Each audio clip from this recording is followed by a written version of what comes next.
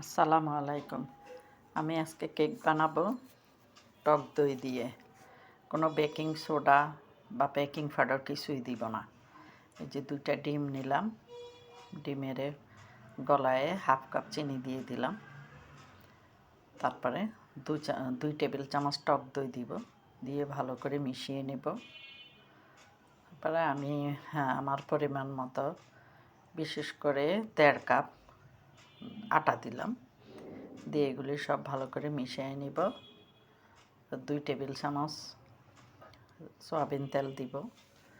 ডোটা এমনভাবে তৈরি করব যাতে বেশি শক্ত না হয়, আবার একদম পাতলাও না হয়। তারপর আমি কাচের বাটিতে আজকে কেক বসাবো।